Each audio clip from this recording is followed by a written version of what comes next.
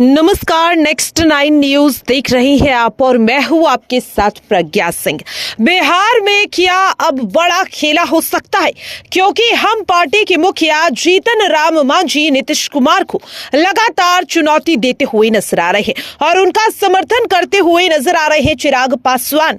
जानकारी दे दे कि एनडीए के साथ हाथ मिलाने के बाद अब जीतन राम मांझी नीतीश कुमार के सामने कई बड़ी शर्तें रखते हुए नजर आ रहे हैं। हाल ही में जीतन राम मांझी ने मांग की कि उन्हें कैबिनेट में 2 पद मिलने चाहिए, जिसका समर्थन खुले तौर पर चिराग पासवान करते हुए नजर आए। सुनिए जरा। देखिए, वो तो खैर खबर शायद निराधार थी, मुझे नहीं पता। और मुझे ये भी नहीं पता कि मांझी जी ने गठबंधन के भीतर ये मांग रखी थी नहीं रखी थी। शपथ लेने से पहले इस विषय पे कोई क्लैरिटी आई थी नहीं आई थी। हम इतना ज़रूर मानते हैं कि भले उनके विधायकों की संख्या कम हो, पर आज की तारीख में जो राजनीतिक परिस्थिति है उसमें उस संख्या का महत्व तो है ही। ऐसे में अगर वो ऐसी मांग कर रहे हैं तो ज़रूर उस मांग को सुना जाना चाहिए, उस पर चर्चा ज़रूर होनी चाहिए और उन्हीं के शब्दों में अन्याय नहीं होना चाहिए। मांझी का मन डोल रहा है सर, मुख्यमंत्री। अरे अब ये हमको नहीं पता भाई डोल रहा है कि बनाने तक की महागठबंधन के लोग हैं जो ऑफर दे रहे हैं। भाई पूर्व मुख्यमंत्री तो हमारे प्रदेश के वो रहे ही हैं। तो देखा आपने और सुना भी कि किस तरह से चिराग पासवान ने अपने बयान में साफ तौर पर कहा कि जीतन राम मांझी अगर कोई मांग रख रही है तो वो मांग जायज होगी, भले ही उनके विधायकों का संख्या बल कम हो, लेकिन वे विधायक तो हैं और उनकी मांग जायज है। ऐसे में उनके लफ्जों में ही अगर कहा जाए तो किसी के साथ अन्याय नहीं होना चाहिए। इसी के साथ आपको बता दें कि चिराग पासवान लगातार जीतन राम मांझी का समर्थन करते हुए नजर आ रहे हैं और ऐसे में दावा किया जा रहा है कि क्या फ्लोर टेस्ट से पहले कोई बड़ी बगावत अब जेडीयू में होती हुई देखी जा सकती है।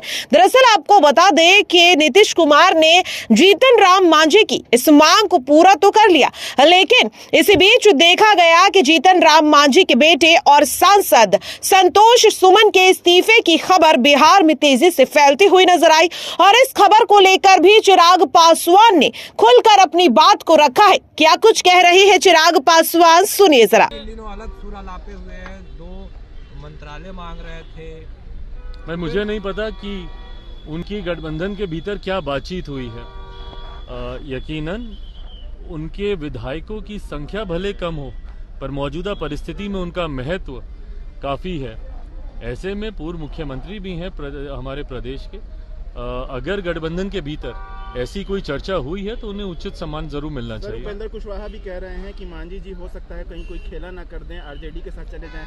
मुझे नहीं पता कि कौन खेला करेगा नहीं करेगा, तो खेला होने की पर मैं इतना जरूर मानता हूं कि आने वाले दिनों में ये सारी देखिए गठबंधन के भीतर की जाने वाली बातें हैं, इसको सार्वजनिक तौर पर इसकी चर्चा करने से सिर्फ नुकसान होता है। और मुझे लगता है कि हर किसी की अपनी बातचीत गठबंधन के घटक दलों और खासतौर पे भारतीय जनता पार्टी जो सबसे बड़ा दल, उनसे चल रही होगी।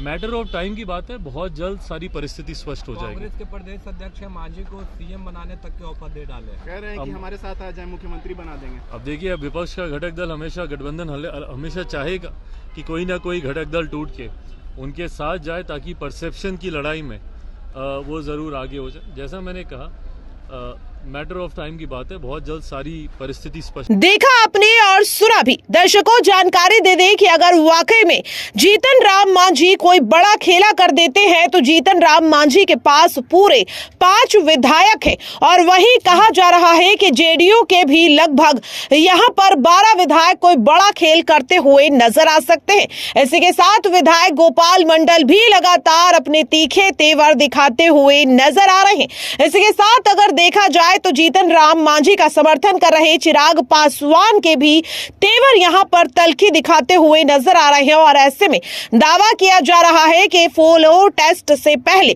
क्या एनडीए से 19 विधायक अचानक से अपना समर्थन वापस लेते हुए नजर आ सकते हैं। दर्शकों, अगर ऐसा है तो फ्लोर टेस्ट में वाकई पूरी सरकार यहां पर बदलते हुए नजर आ सकती है। एनडीए की सरकार यहां पर गिर जाएगी और तेजस्वी यादव की गई भविष्यवाणी के चलते यहाँ पर आरजेडी सत्ता में आती हुई देखी जा सकती है।